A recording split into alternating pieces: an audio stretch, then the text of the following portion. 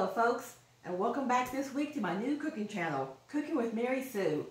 And please hit the like and subscribe button at the bottom. I don't think I reminded you last week, I forgot about it. That's why I tried to mention it in the beginning, because I get busy all this cooking and ingredients, I kind of forget about it. So I'd like to mention it to begin with. If you like this channel, please hit like and subscribe, and I will be back each week with a new recipe for us to try. This week, we're going to make something that's really nice for the summertime.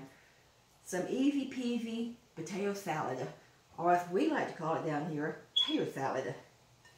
Now there's a lot of work involved in potato salad, or can be, but I'm going to take a few shortcuts here.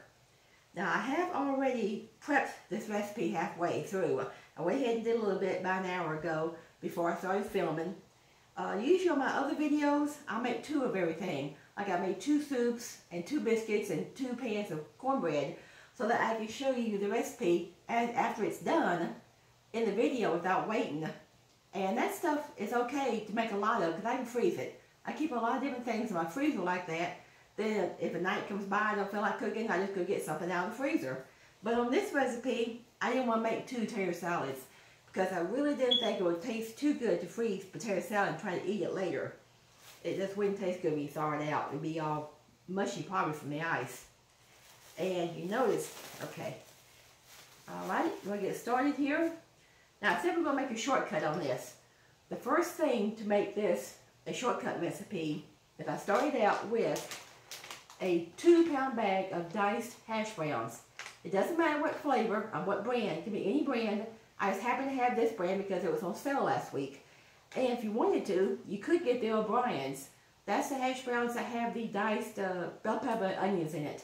But I got this one right now, mainly because I had trouble finding O'Brien's.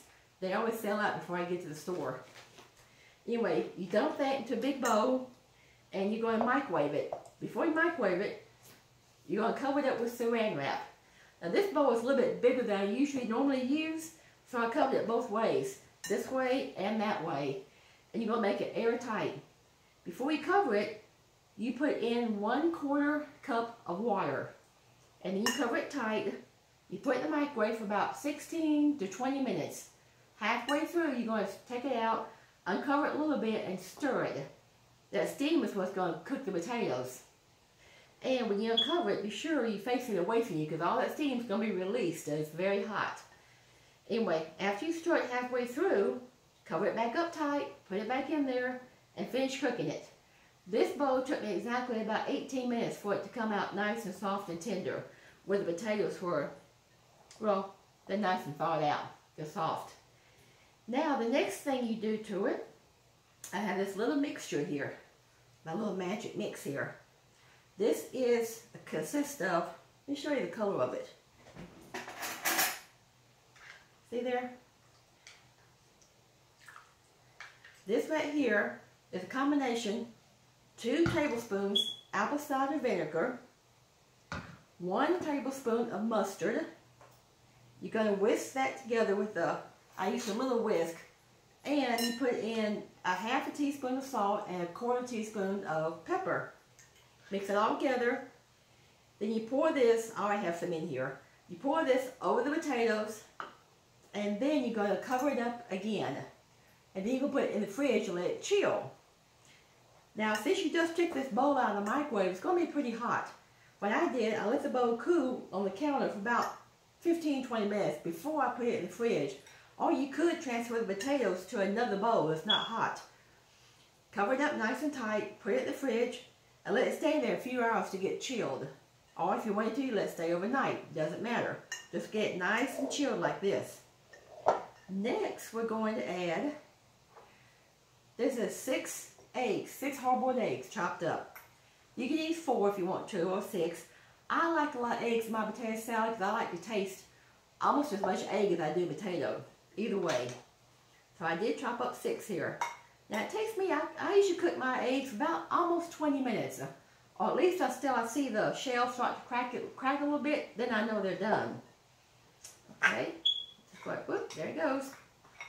Now these eggs are chilled. I cooked them this morning. Okay. They don't have to be chilled, but I just got them out of the way. Got them done early. Okay. And this is 1/3 cup of onion, diced up onion. Okay. This is a 1/2 cup of celery, all diced up. If you wanted to, you could add bell pepper maybe to it, it doesn't matter. Now we're going to add a cup of mayonnaise. Now this cup looks a little heap, and it is, because I know it won't all come out. Some will stick to my cup in here. That's why I make it look a little heaping when I measure it out. Okay. And the apple cider, if that is what gives it kind of the pickle flavor without having to cut up a lot of pickle.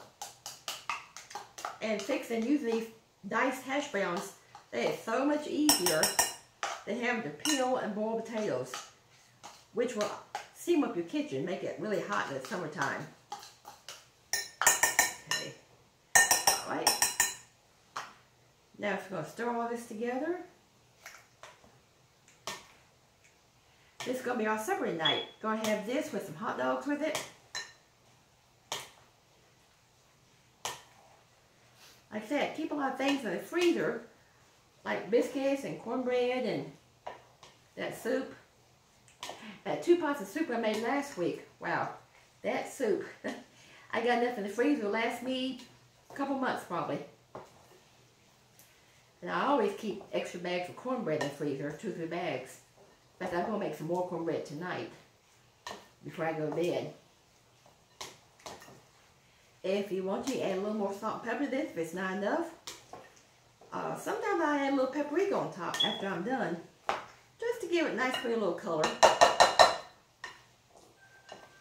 And it's stirring up good. Gonna let this get chilled in the fridge for a little bit. I've got a couple hours until supper time, so I'll, like I said, put this in the fridge, cover it up, and it will be good to go.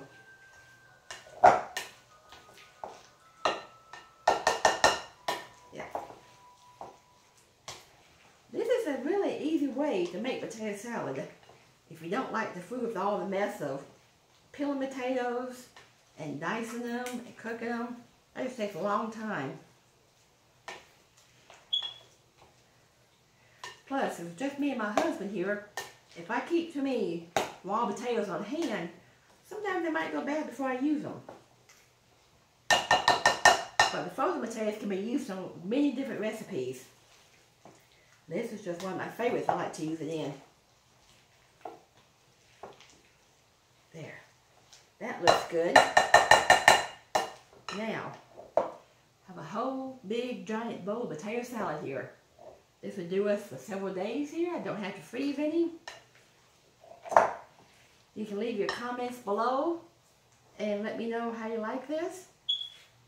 Let me know if you tried any of the other recipes I had on there, like the cabbage and beef and scrambled eggs and biscuits and cornbread. If you have any suggestions for recipes you'd like to see me do, just let me know. And like I asked before, please hit like and subscribe. And I'll be seeing y'all next week.